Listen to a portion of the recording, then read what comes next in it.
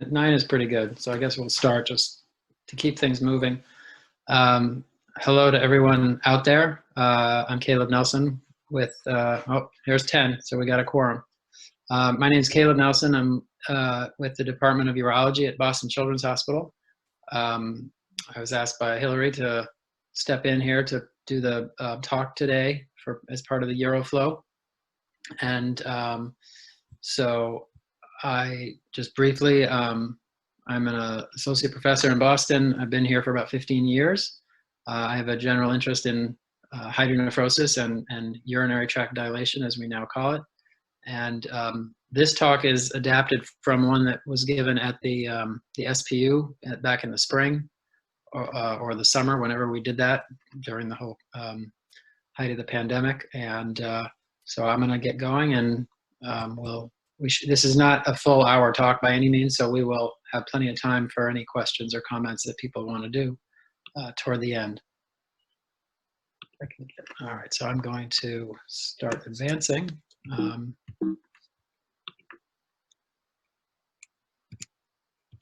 Okay, so the title is, why is pyeloplasty a poor endpoint for clinical studies of UTD, meaning urinary tract dilation? And by an endpoint, what we mean is when you're studying the outcomes of children with UTD, meaning you have a bunch of kids, they have UTD, they were born, were identified prenatally usually with this, and they're being followed for some length of time with or without intervention, and you're trying to figure out how they do.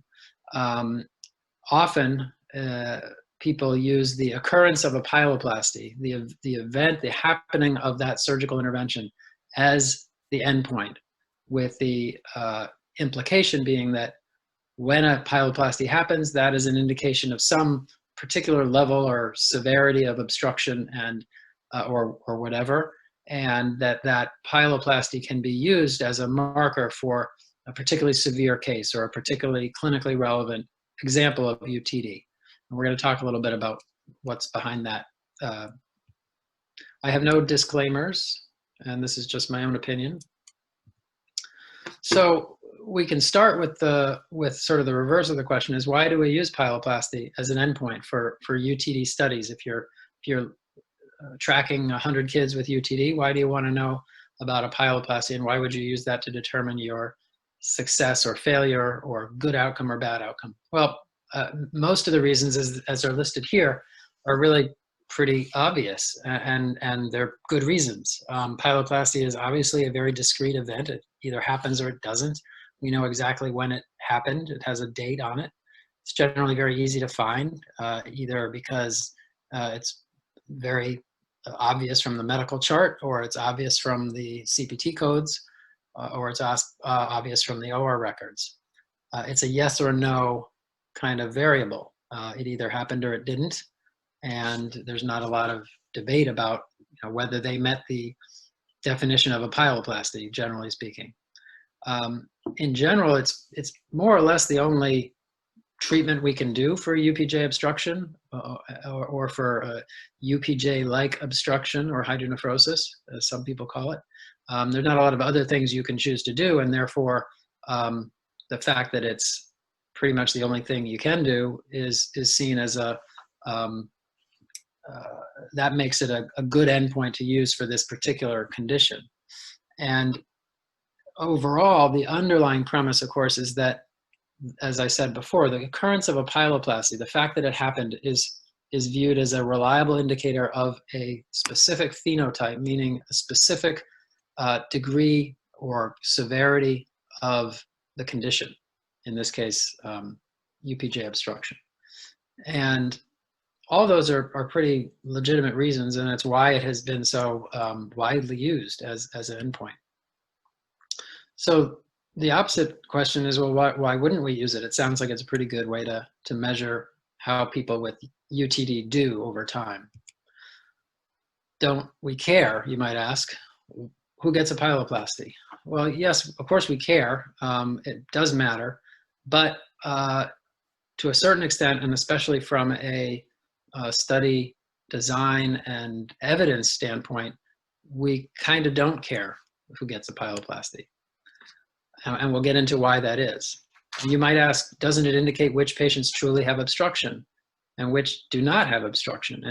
And if your goal is to figure out, which of these UTD patients really have obstruction or severe obstruction or obstruction that's going to cause problems versus those that do not, then the pyeloplasty should be able to differentiate those. The ones who have a pyeloplasty probably have the obstruction, and the ones who don't. But we'll see that that's probably not particularly true. And what I'm going to argue is that undergoing pyeloplasty in and of itself is not really an objective endpoint, even though it is a discrete event. So, and the reason for that, as we'll get into, is that the decision to do a pyeloplasty is driven by many, many factors, many clinical, many non-clinical factors, and many of those are not directly related to the condition itself, the degree of obstruction, or more broadly, the severity of the UTD. There are just too many other things that go into that. And we'll see that there's well-documented variability in the use of pyeloplasty in this population. And that suggests that it probably doesn't reliably indicate the clinical status, and it probably doesn't predict either overall survival, quality of life, functional status, or any number of other things that we really do care about. So to quote the guy from Office Space, for those of you who remember this movie from the 90s, we have been jumping to conclusions over time about pyeloplasty and its use as an endpoint. So if we go way back, we can see that there's been disagreement about who needed a pyeloplasty right from the beginning of the UTD era, which was in the 80s and 90s when they started widespread ultrasound screening of pregnant women, and they started seeing all these babies, some of whom had dilated urinary tracts, and they started trying to figure out what to do with them all. This is in 1984, and an argument was made by a group of people. The names on this author list are many of them very well-known pediatric urologists from this era, and they argued that an immediate pyeloplasty was appropriate. Just a few years later, Steve Koff made essentially a career of arguing the opposite, that most babies with hydronephrosis do not need surgical treatment, and that most of them do fine if you just watch them. So right from the beginning of this era, this is 30 to 40 years ago, people were disagreeing on who needed a pyeloplasty and who didn't. So you might wonder, well, yeah, that's fine. That was in the 80s and 90s. People were sort of figuring things out, but now we all generally agree on the indications for a pyeloplasty, right? Well, okay, why don't we take a look at that and see whether that holds up. So what I've done here is this is not a systematic review or anything like that. I just did basically a convenient sample of a whole bunch of recent studies of UTD patients, and each of these used pyeloplasty as the endpoint of their study. In other words, when the patient reached a pyeloplasty, they were considered to have met the criteria for the outcome, and that was it for them. So let's look at, in each of these papers, what their indication for pyeloplasty was. So this is one of these classic busy slides that people tell you not to use, but the list here is the 6 papers that I chose to include here, and these are all, like you said, studies of UTD patient outcomes in UTD patients.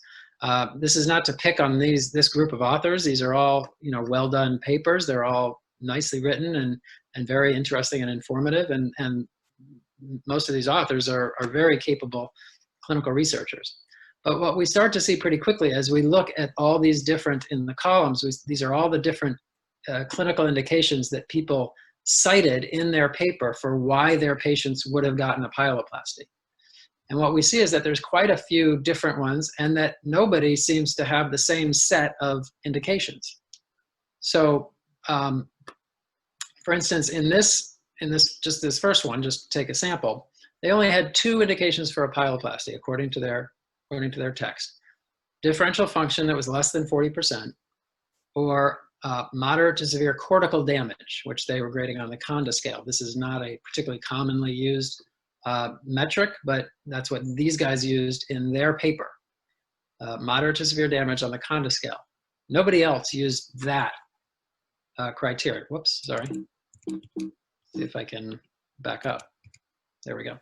And that proceeds through this. So for instance, parenchymal appearance, which was cited by this group as cortical thickness less than 3.5 millimeters. In other words, how much cortical thinning was there? One of the criteria in the UTD system is whether or not there's thinning, not measured, but it is described. And so this second group in the second row did use that, but nobody else did. So what about the degree of dilation? That seems like a pretty basic element. And indeed, most of the groups did in fact use hydronephrosis in terms of indicating that pyeloplasty was now appropriate. Most of them had worsening of the hydronephrosis, not simply the degree, but actual progression. One issue with that, of course, is that if you think about it, it raises the question of, well, how much worse does it have to get? Many of us who see lots of babies with hydronephrosis have seen over months and years, many of these babies have this sort of undulating degree of dilation. You'll see them once and there'll be a certain amount of hydronephrosis, and then you see them again 6 months later and it might be maybe a little better. And then you see them again 6 months after that and it's now a little worse again. And you'd have to say, well, does that count as worsening? Because it was worse than it was 6 months ago, but it's the same or better than it was 12 months ago. So I don't really know if that's worsened or not. And I'm not sure if that would have met any of these groups' criteria for worsening either.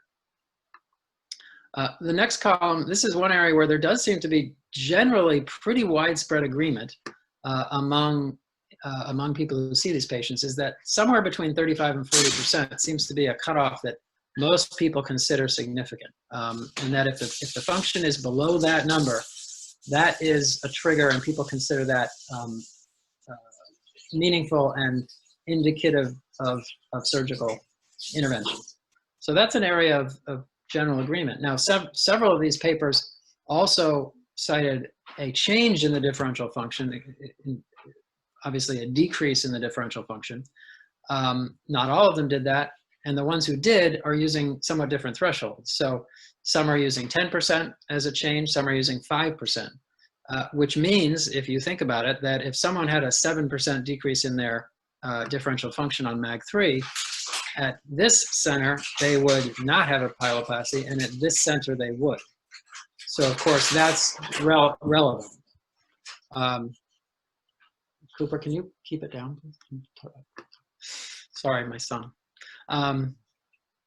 So then we can go into a couple others, the drainage parameters. And this is something that's really challenging because, as all of you who look at MAG3s know, this can be really tricky to both assess and to measure. And whether these numbers are really as meaningful as they're often promoted as being is hard to know. But again, we're kind of all over the map. Some people simply said an obstructive curve. Okay, that makes sense, but I'm not sure what an obstructed curve is. Greater than 20 minutes, that's the traditional threshold that many people use for clear-cut obstruction versus intermediate drainage or even non-obstructed parameters if your half time is even less. Poor drainage function, or where radiotracer clearance was poor, again, that's hard to know. I mean, almost all of these patients have abnormal tracer clearance. They have hydronephrosis. So the question is, well, how poor does it have to be to get to a point of needing a pyeloplasty? And then in this last column, what we'll see is that some of these become very interesting because some of them are pretty clear cut, like symptomatic obstruction. Well, most of us would agree that someone with a symptomatic UPJ obstruction needs to be fixed. But of course, you wonder, well, how symptomatic does it have to be? And what symptoms are we talking about? Is it any symptom that someone has decided to attribute to this UPJ obstruction, or is it classic renal colic or a Dietl's crisis? And then in here, we get a hint of part of the problem here that we run into is that the family preferred an operative intervention. Obviously, that's not an objective metric or criteria, but it's certainly something that drives a lot of what we do in many things, including hydronephrosis. So the message from this table is that even in this very recent group of papers, which is all in the past 6 or 7 years, there is some general agreement on when certain indications, so certain metrics indicate a pyeloplasty, but it's not very consistent, and there's a huge amount of variability. And so, again, the patients from these 6 studies, all of them started with UTD, all of them were followed, and all of them did or did not have a pyeloplasty. But the reasons that each of those kids who got a pyeloplasty did so, and the reasons some of those who did not, varied depending on which group you're talking about. So just as an example, the 2015 paper was a single center series. The endpoint was pyeloplasty, and the indications for surgery were less than 35% absolute function, or a decrease of greater than 10%, worsening hydronephrosis, cortical thickness of below a certain threshold, or an obstructed curve, and again, not defined. And the factors that they found to be associated with pyeloplasty were function, hydronephrosis, and cortical thickness, which of course, those are the indications they use for surgery. So the problem you get here is that when we use pyeloplasty as an endpoint, and we then find the predictors of that endpoint, because of the factors that we use to make those clinical decisions, we create a bit of a self-fulfilling prophecy with this. And what I refer to as a circular logic of using surgery as an endpoint. So what happens is you start with an a priori decision to use certain factors to make clinical and surgical decisions. So when you're following a bunch of kids with UTD, you decide at some point, well, we're going to operate for hydronephrosis above a certain grade, and we're going to operate for severe obstruction on a MAG3, and we're going to operate for this and that other factors.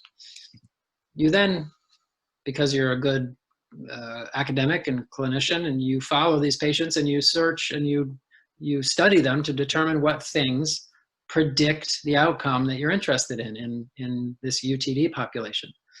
And of course, because you've decided already to use these factors to make surgical decisions, when you do your study, you find that the factors that you've used for clinical decision making are the ones that are associated with your outcome, because your outcome is surgery.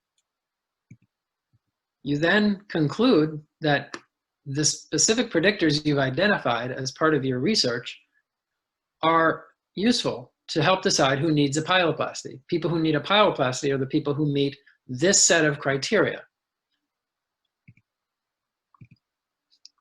And therefore, you end up back where you started, which is the factors that you were using from the start to decide who needs surgery continue to be used for that because you've decided that they predict surgical results. And because surgery is, in fact, the endpoint you used. And so you create this self-fulfilling prophecy, this circular logic, which, while rational, it does not actually help us very much in figuring out who actually needs these interventions and who's benefiting from them. Now, beyond that issue with the circular logic, what we find is that variation in surgical decision-making is widespread. You could probably say it's ubiquitous.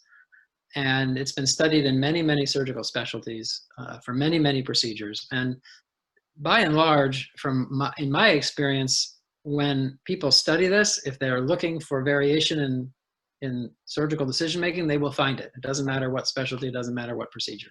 If you look for it, you will find it. And the key is that it's unwarranted, right? There's always variation. You know, some people need one procedure, some need a different procedure, and some need it at a certain age and some need it at a different age. That may be perfectly well-founded. But what we're talking about is unwarranted variation, variation for no particular identifiable reason or no good reason. And what people have found when they look at these things is, of course, that surgical treatment and medical care in general varies, of course, by race, ethnicity, region, whatever variable you choose to look at, socioeconomic factors and insurance status, clearly associated with many, many different kinds of surgical decision-making. It varies over time, meaning that the longer you study this, the more variability over time you will see in terms of who gets surgery, who doesn't, and why. This is, in urologists, is probably most been studied in prostate cancer because it's ubiquitous and because there's huge numbers and because racial variability has been recognized early on to be a major issue in prostate cancer treatment. And so they've found that whether it's surgery, it's radiation, it's watchful waiting, no matter what it is, there's a huge variability in the by racial and ethnic lines. Now, this has been looked at to some extent in pediatric urology, specifically for pyeloplasty. In 2015, this group used the FIS data set, pretty good source for this kind of information. And what they found was that the timing of surgery, the timing of pyeloplasty varied by a number of these different factors that really don't have much to do with the clinical condition, race, insurance status, etc. Now, to be fair, this is everyone in this data set underwent a pyeloplasty. This wasn't looking at who got surgery and who didn't. This is looking at, among people who got surgery, what age were they when it happened? And the variation was significant. We did two similar projects a few years back looking at a similar question. We just used a different database, the kids inpatient database, and looking at children who had pyeloplasty. We, again, similar to the other study, we found that race was associated with the timing of surgery, with non-whites having earlier surgery than whites. And we found that other factors were also associated with the timing of surgery, like volume, hospital teaching status, insurance status, things like that. We then further looked at our own internal cohort, hoping to sort of delve down a little more into the details. And again, found even in our individual cohort a similar finding that non-whites were undergoing earlier surgery than the white cohort. But we really couldn't figure out why that was. Another issue that has recently been pretty well documented is that pyeloplasty is being used less than it was 10 or 20 years ago. So again, if we're studying outcomes of UTD over time and we're using pyeloplasty occurrence as the endpoint of interest, well, if pyeloplasty itself is being used less, then of course your endpoint is going to vary over time in these studies, even though the patients are staying the same. We know this from Brian Ivarda's work in 2018, publishing this paper looking at the overall number of pyeloplasties over a fairly long period of time. And on average, it was decreasing by about 7% annually. This is the graph from her paper showing this. Now, she was interested in particularly what kind of pyeloplasties were being done. And what you can see is that the green, which is the robotic, has increased in proportion over time. It represents an increasingly large proportion of pyeloplasties over the years, which I think we've all seen and experienced in our centers, especially those of us with robots. But the overall trend, of course, is a decrease. And certainly the open ones have decreased. Straight lap ones are becoming a vanishing species. And the robotics are holding steady, but only by representing an increasingly large proportion of the total number of cases. So clearly we're doing fewer of these over the years. And that's the reasons I think are pretty self-evident to anyone who's spent time talking to both younger and senior pediatric urologists, is that we simply don't have the same threshold to pull the trigger on surgery anymore. Most people are much more willing to watch for longer than they were than the field was 20 or 30 years ago. So of course that brings up this question. Well, how do we explain the decreasing incidence of pyeloplasty, the decreasing utilization of this surgery, unless our thresholds for intervention have changed, at least for some of us. And from that graph, it's a big percentage of us. Did the underlying disease change? Is UTD or hydronephrosis identified prenatally really a different thing than it was in 1990 or 1980? Did we change our diagnostics? Did we change our treatments that somehow make the use of this surgical intervention less desirable or less appropriate than it once was? Other than the introduction of robotic surgery, which one could argue if it was going to do anything, it would increase the amount of utilization since it theoretically makes the recovery and the morbidity lower. But I don't think we have any real reason to think that that's true. So it seems clear that our thresholds for intervention are changing. So now, beyond all that kind of data-driven argument, there are simple facts that we have to acknowledge when we're talking about pyeloplasties and how actual real-life clinical care happens. And when you're seeing these patients, there are many factors that go into the decision of whether or not a given child needs a pyeloplasty. And some of them we've discussed. There are supposedly quantitative metrics such as drainage times or differential function and the delta, the change in function over time. And those are widespread, they're well recognized, but there's a whole lot of other things that go into these decisions beyond that. Some people use things like cortical transit time, which can be measured and reported by your nuclear medicine doctors. In some places they do it, in some places they don't.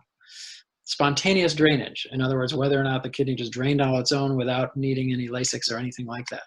The mere presence of spontaneous drainage or absence of spontaneous drainage suggests to some people that a kidney is or is not obstructed. The post-furosemide drainage, the classic diuretic renal scan, is another thing that everyone likes to hang their hat on, but it's not words from on high. It's what we have decided is a relevant measure of obstruction. The UTD severity, and of course the UTD scale is designed to try to grade the degree of urinary tract dilation. And they use various metrics even within that grading system, like AP diameter, the calyceal dilation, and other factors. Whether the cortex appears normal or is thin or is hyperechoic or shows features of dysplasia or cysts, these are other factors that contribute to whether or not someone makes a decision for or against surgery. Thinning in particular is, as it is generally described, a very subjective thing.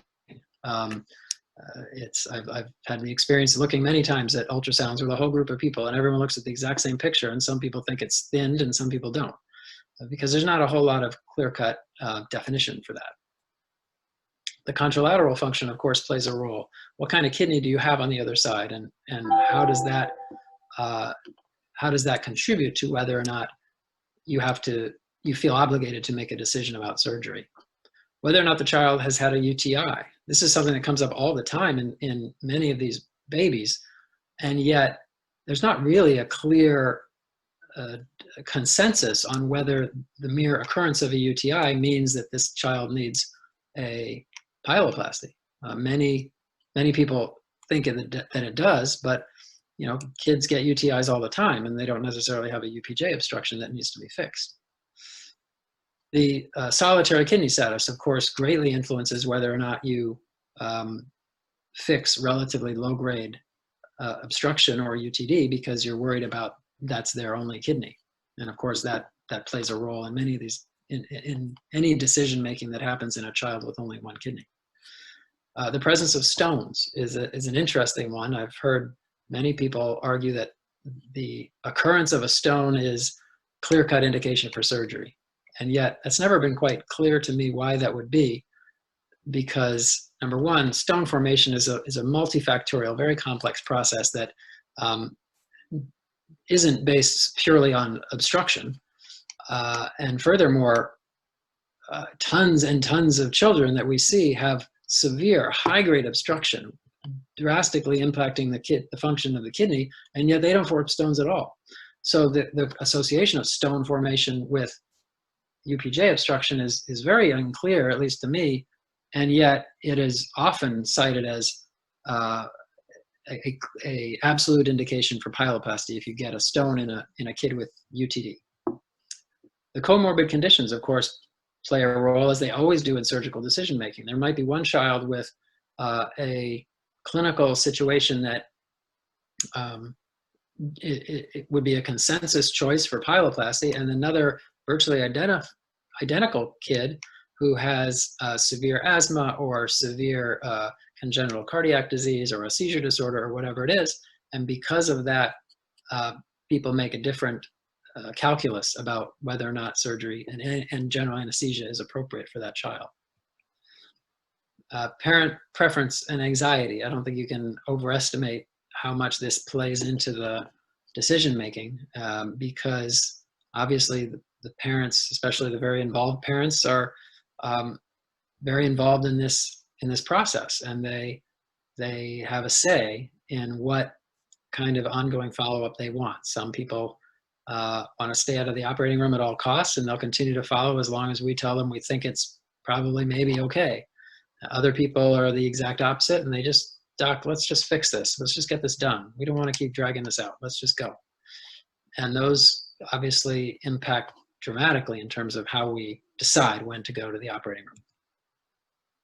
We might not like to think about it, but we all have our productivity requirements, our RVU quotas, and our time requirements, our block times that need to be filled. And sometimes even subconsciously that may play a role. And similarly, financial incentives play a role. We like to think that physicians and surgeons are not influenced by those considerations. And I think by and large, we are not, and particularly consciously, we are not. But I think we'd be naive to think that we are somehow immune from the incentives that drive human behavior in virtually every other part of the world and society. So I think those things come into play, even if they're not out in the open. So I think the point that I've been making here all along is that pyeloplasty, to use that as an endpoint for patients with UTD, is subject to so much variability and so much uncertainty in terms of and subjectivity in terms of when and why it happens, that it's really not what we should be using. And that, of course, raises the question, well, what are the alternatives? You know, if you're so smart, why don't you tell us what we should be doing, right? And the short answer is, well, I don't know yet what we should be using, but I have some thoughts about things we could use. Now, what I know is what the characteristics of this endpoint metric should be.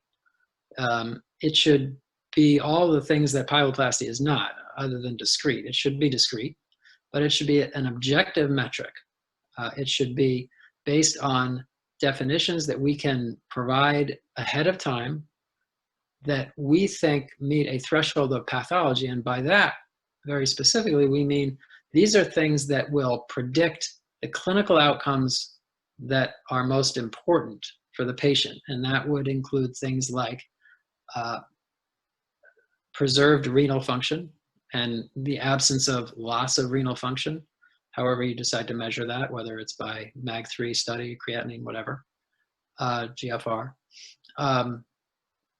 It could be overall survival. Of course, we know that children don't usually die of their UPJ obstruction, so you're not going to see much effect on that. But obviously that's, in the end, the thing we care about most is how the child is doing. And of course, quality of life in the sense of functional survival. We want not only the child to be alive, but to be alive with full function and everything working right.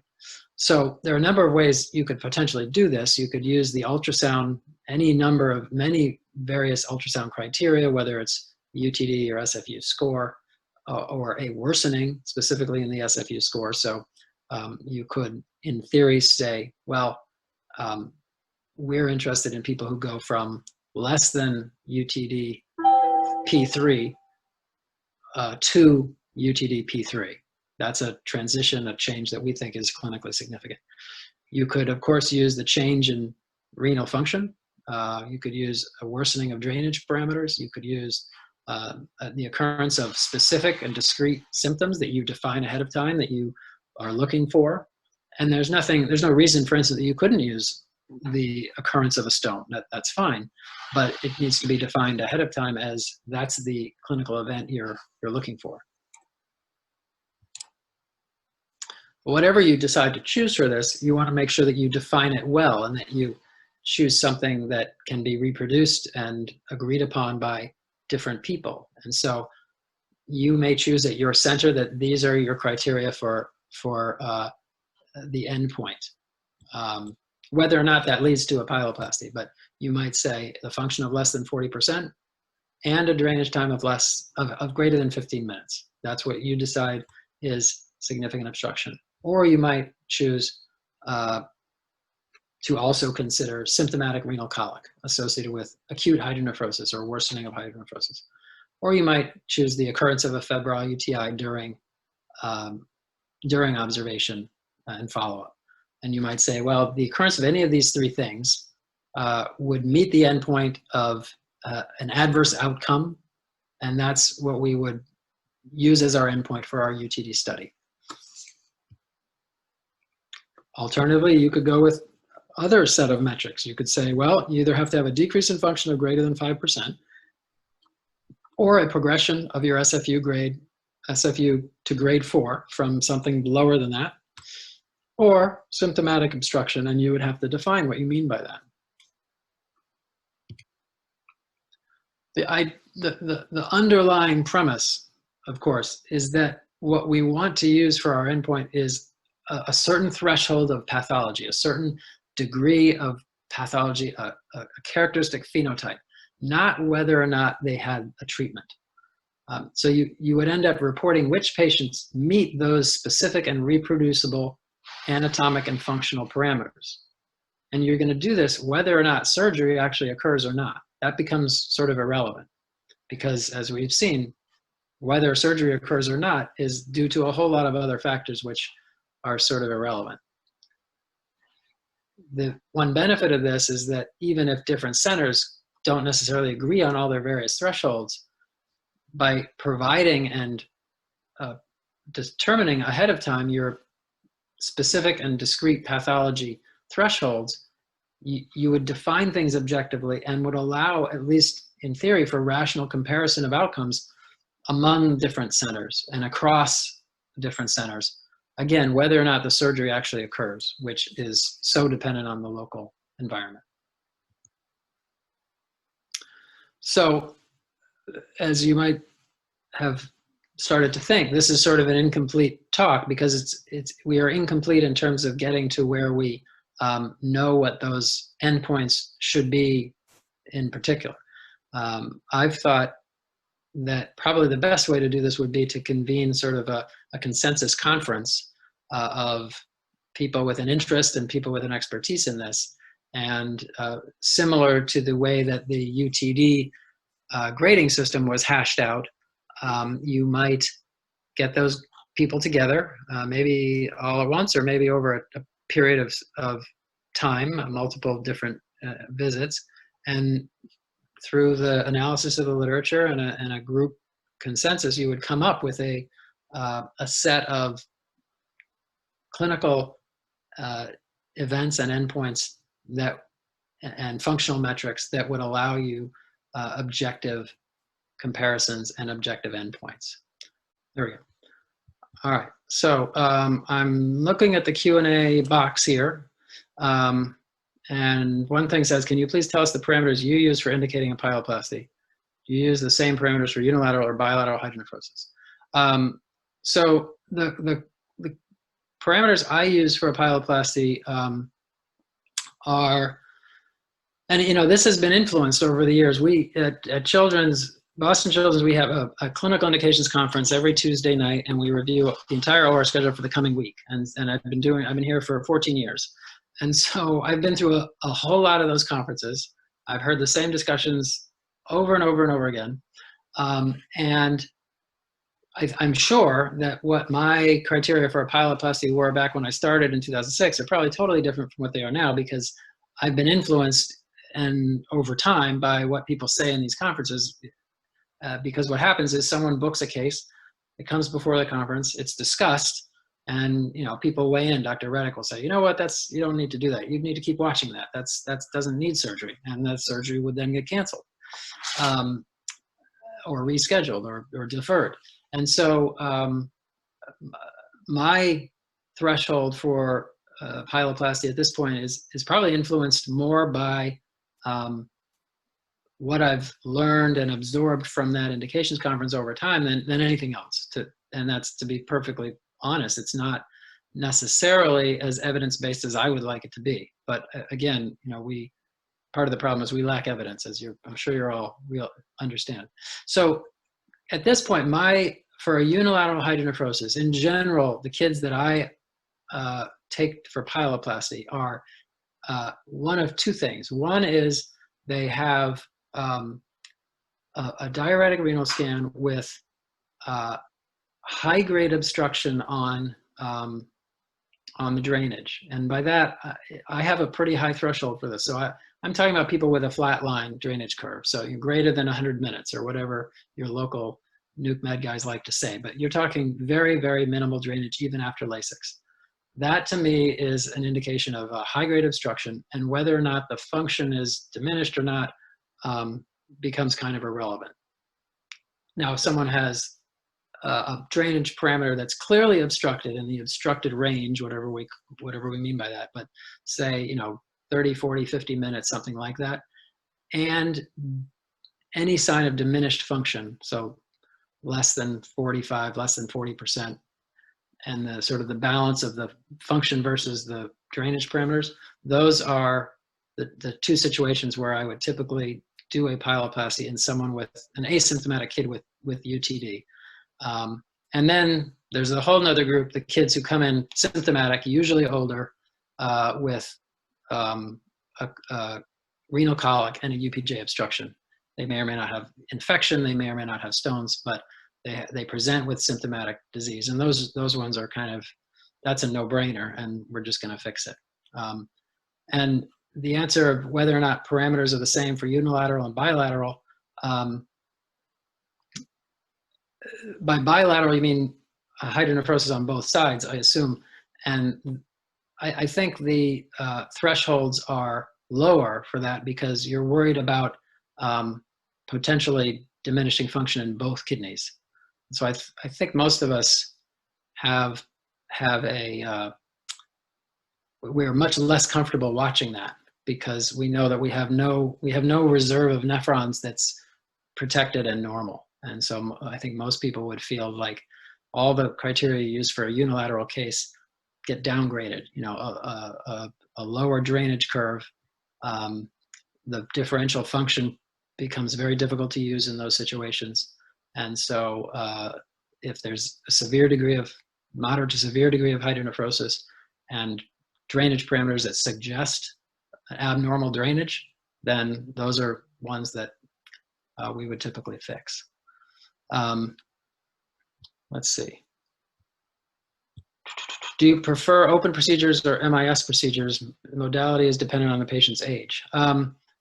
We in Boston have essentially made a group decision that, and this is a couple of years old now, basically anyone over age 5 with a UPJ obstruction who we were going to do a pyeloplasty on, we have decided that they should all be robotic, laparoscopic robotic, because it was becoming so clear that those kids recovered faster, especially the older ones, but even the younger ones.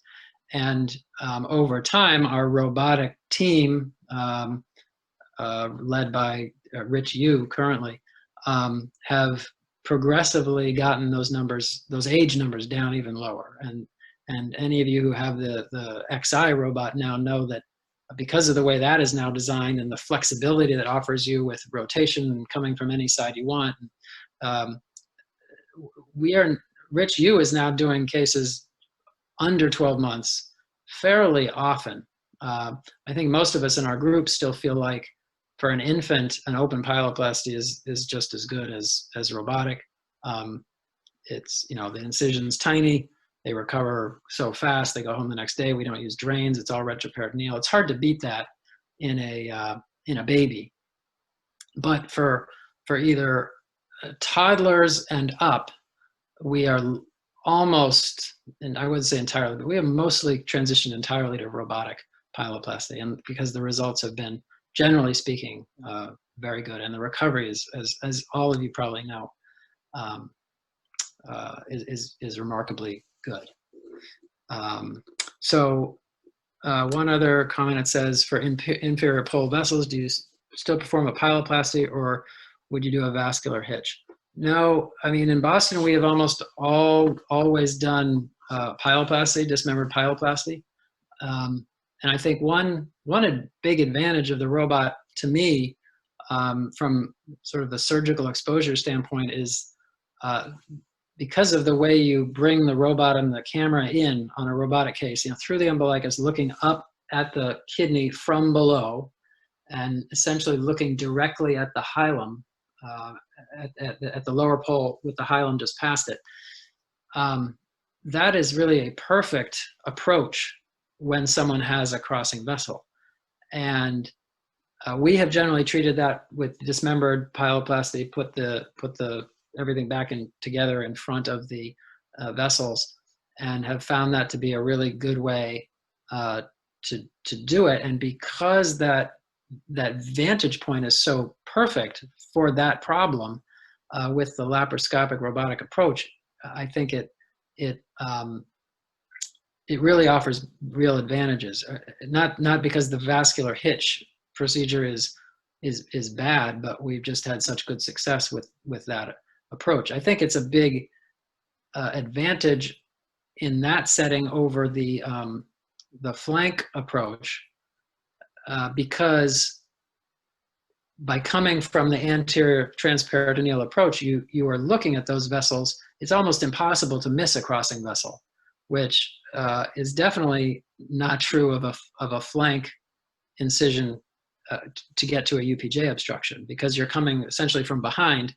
And I think, and it's happened many, many times, that people have missed those crossing vessels.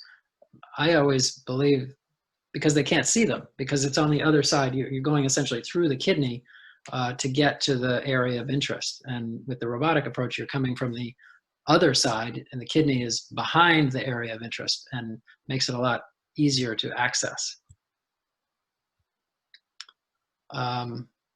So I don't see any other questions on the comments. I can, oh, now there's one more. Do you ever do retrograde pyelograms prior to pyeloplasty? I don't. Most of us in our group do not anymore. A couple of our more senior people still do.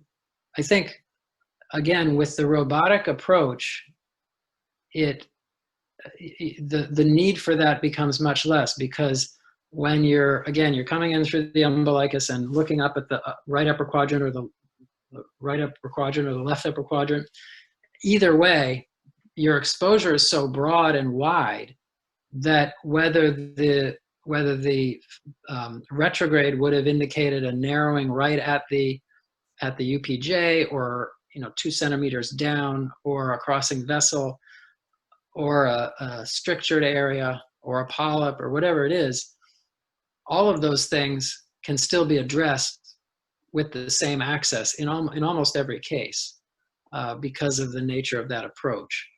And so I think we've found that it's unusual for us to do a retrograde where we think it would be helpful. The exception to that, Rich Yu has talked about this several times, is that if there's a question of the anatomy, where something about it just doesn't smell right, there's something about the ultrasound, something about the mag3, where we're not sure about something, we do them every once in a while, even in a robotic case.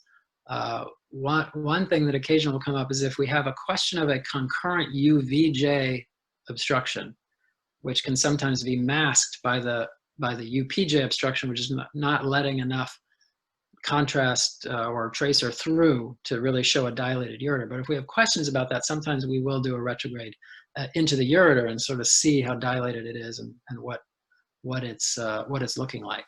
So we do it occasionally, and I know that the people in our group who still do open pyeloplasties at any age, particularly if they're doing a dorsal lumbotomy. A couple of our senior folks still do dorsal lumbotomies. I know they often will do a retrograde in that setting because your approach, it's from behind, it's through the flank, and if you're in the wrong place by even a couple centimeters, that can make it very hard because you just don't have much flexibility in terms of going up or down. And so making sure you're high enough or low enough with your access can be useful. The retrograde can be useful in that situation. Those are overall uncommon. So I don't see any more comments. So I guess that means we're pretty much done. But thank you to everyone for your attention. I hope it was generated some thought. It's not the end of the story, and it's not something we've figured out yet. But I think it's the idea is to make people think about this stuff. So thank you very much, and I hope everyone has a great night.